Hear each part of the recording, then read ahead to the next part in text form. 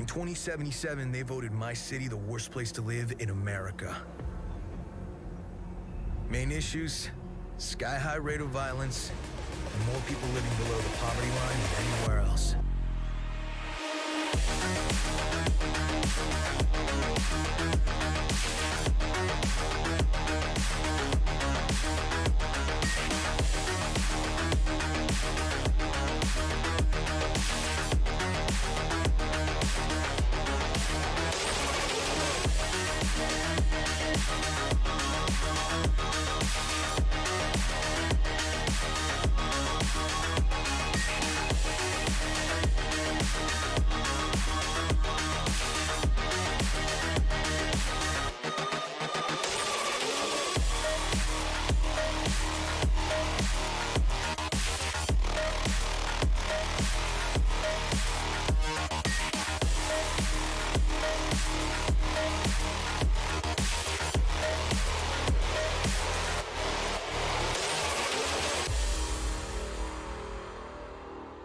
Swazula, you nomad scum. How the hell are you?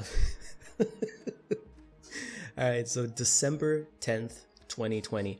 What an iconic date.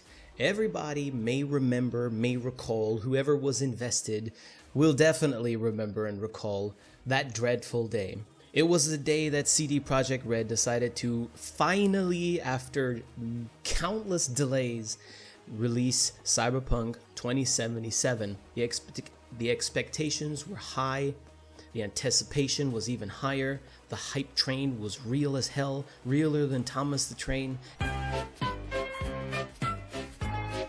Everybody was looking forward to this game. We got the most insane looking trailers and teasers, and it was just insane, and everybody was really looking forward to having an amazing game. But fate had other plans. What we got instead was one of the worst game releases ever on the planet, the likes of which were only rivaled by No Man's Sky release, Warframe's Railjack release, Atari's ET release. It was really bad. So for those of you who are out of the loop, or for those of you who haven't heard or seen or thought of Cyberpunk ever since 1 year ago, let me go ahead and refresh your memory what it was like. So there were way too many bugs. It wasn't just a couple of bugs. You know, when a game is released, it's okay to have a couple of bugs, and it's also okay to give them time to iron them out after the game is exposed to tens of thousands of players and is really stress tested to see what the game is made of. It's okay to give the devs some time to iron that out because it's, you know, finally exposed to a very large audience. But sometimes developers go a little bit too far and expect us to be a little bit too lenient. That was the case with CD Projekt Red's Cyberpunk 2077. The bugs weren't just your occasional visual glitch or whatever. Those were there too. They were everywhere. We had such huge issues such as NPCs all looking the same, NPC texture being non-existent at all, shading and lighting not being displayed properly or being non-existent at all. Back to the bugs. We had game-breaking bugs. Not just, you know, like I just said, regular kind of small bugs that are no big deal, but literally game-breaking bugs. You would drive down the highway on a beautiful day, sun is shining, you listen to some really nice music or whatever, and all of a sudden you crash into a hard invisible wall, for example, or a car bumps you and your car goes flying across the map, or your NPCs decide to go AFK mid-mission and you need them desperately to open a door, for example. These kinds of bugs, and much worse ones, many more, were all over Night City. Everywhere. They were really terrible. It's also very important to note that the console players versus the PC players were far worse off. PC players also had issues, but not as terrible as the console players. The console players really got screwed. They had an even worse version of Cyberpunk 2077, and I feel sorry for their little souls for going through it. And PC wasn't as bad, but PC was still pretty bad. Now in my case, I ran Cyberpunk 2077 on a GTX 1070 and an i7-6700 processor, and it was pretty bad. The people who I heard had a really good time with Cyberpunk were, for the vast majority of the time, PC players. but not just any PC players, because I'm a PC player too and my experience was terrible too, but PC players that had the newest RTX shit already in their rigs. They experienced way less problems than everybody else. Okay, still bugs, still glitches, but the people with stronger machines didn't feel too bothered by it.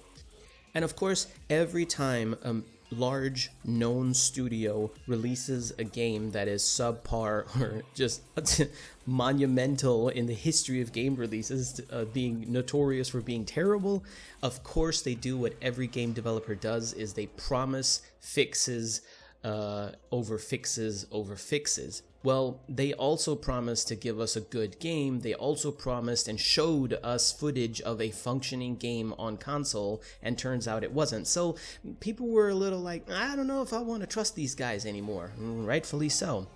So they promised all these fixes and patches and stuff and make the game better, and that's their main focus. Question now, 1 year later, now in December 2021, did they? Did they really fix the game?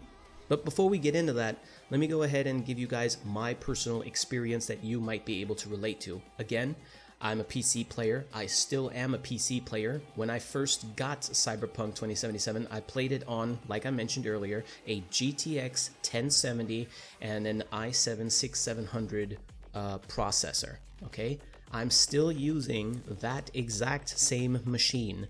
I stream with this machine, I video edit with this machine, I have no problems with any games normally, and Cyberpunk was the first game that just straight up didn't run properly.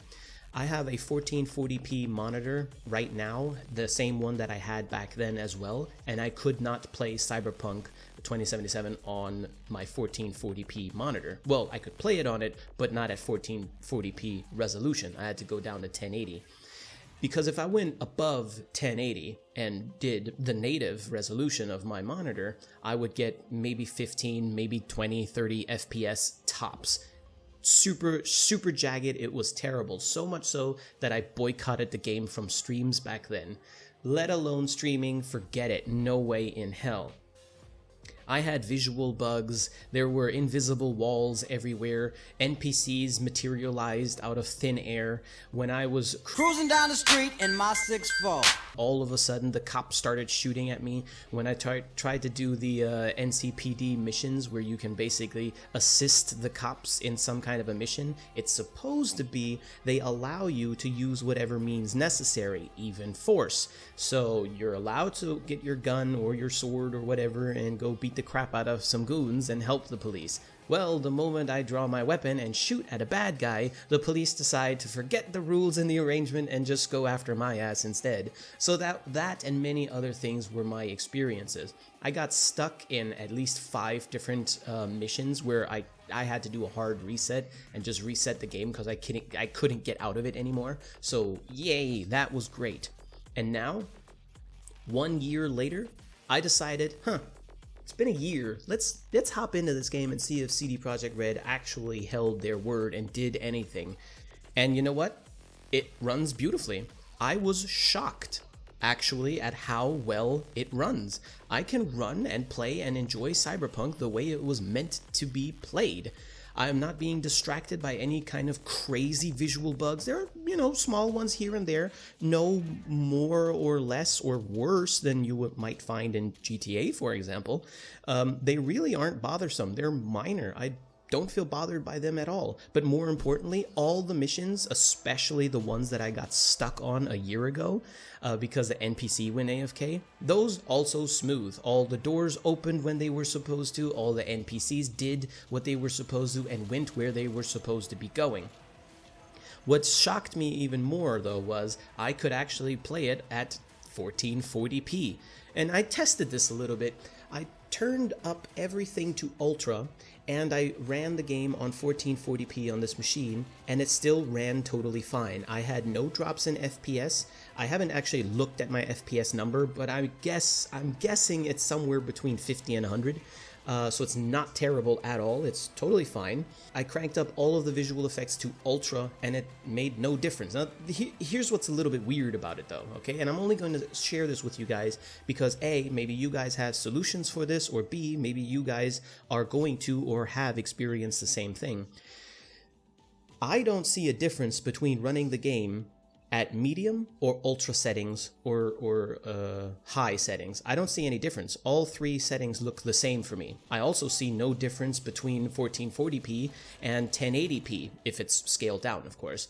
If scales up, of course it looks fuzzy, but there's no difference there. And even weirder, I see no difference in performance on my CPU when I use the task manager. And speaking of task manager and CPU, there is one thing that is very strange that might put a couple people off, but I don't think it's that bad. When I look at the task manager, I can see that Cyberpunk is using my CPU alone. Now, aside the fact that that isn't normal and shouldn't be the case, my CPU, that i7-6700, is running at around 30 to 40%-ish all the time, so it's running the game very comfortably. Now, what's weird about it not using the GPU is I used two different methods at the same time to force Cyberpunk to be used with my GPU. And for some reason, the task manager still shows me 0% GPU usage.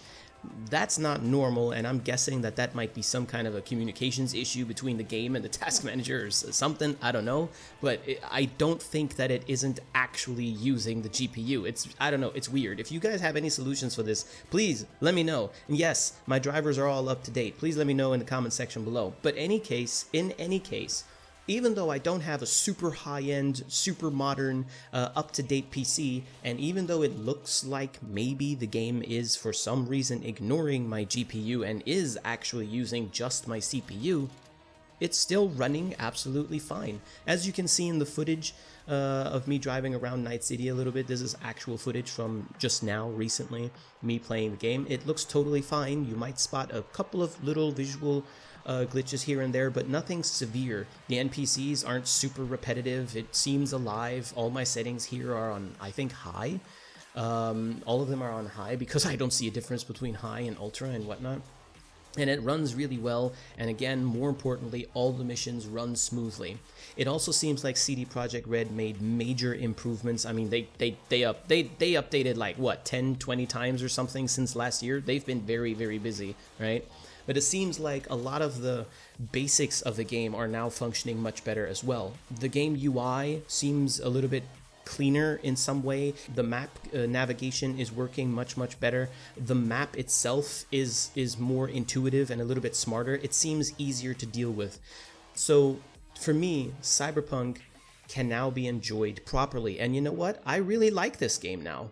Back then, I couldn't enjoy the game because I was distracted by bugs the entire time. All the NPCs started doing weird shit and the game just wasn't functioning properly, so I couldn't really get into the game to begin with. On top of that, the game seemed a little bit dull. I felt like I wasn't really doing much. I didn't really care too much about the story, and all of that is much better now that the game works properly. I did not expect that. I thought that I would see that the game is running and be okay with it, but still find the story boring. No, I'm actually super into the story now. I really want to play this game some more. I'm probably going to be streaming the game as well if I can. I haven't tested that yet, but if my machine can handle streaming it, I'm going to be streaming it over on Twitch. Link is in the description down below. It would be great if I could see you guys there. We could discuss this thing here face to face if you want to. So okay, that's all fine and dandy. We can agree now, if my word is anything to go by, for PC at least, Cyberpunk on release in December of 2020 is not comparable and is not the same game anymore as it is today, December 2021. The game has made massive improvements over the time. It is actually playable for a machine where it was previously not playable at all. It wasn't enjoyable. Now it's stable and pretty and nice and it works. Okay, cool. But what about the future? What about the future of Cyberpunk? What is CD Projekt Red going to do with the future? Well, the short answer is they're probably just going to continue what they've been doing. CD Projekt Red is really committed to removing all of the bugs, all of the issues, and making the game as smooth as possible before they actually start pumping in new content into it. Yes, there are some free DLCs that you may have seen advertised here, but honestly, it's just a couple of skins and not even that many. That being said, I also have to be very clear about this. This is my PC verdict and my PC experience. I've asked some friends so far, I've looked at a couple of forum posts, I've looked at a couple of articles about the console situation, I've seen a couple of videos. It looks like console is still worse off than PC is, but also still better than back then. So if you're a console player and you're thinking, do I want to give Cyberpunk a try? Maybe. I really can't vouch for it, but I mean, the game really isn't that expensive today anymore. I think you can get it for like 20 bucks. Also, the upgraded full version for next gen, because right now you don't have an actual next gen from what I understand, is probably going to be released in 2022, and it's probably, or no, not probably, it's going to be free, so you can look forward to that as well if you need that upgrade, all right? There will be no multiplayer. I've seen multiple articles now state that there probably isn't going to be any multiplayer anytime soon. I don't think the game necessarily needs that anyways, though. When I look at what they've done within a year, I can only imagine what they can do with another year. Like I said, there are the occasional bugs, there are the occasional glitches, but they're no more or less worse than in GTA or a Red Dead Redemption or a whatever.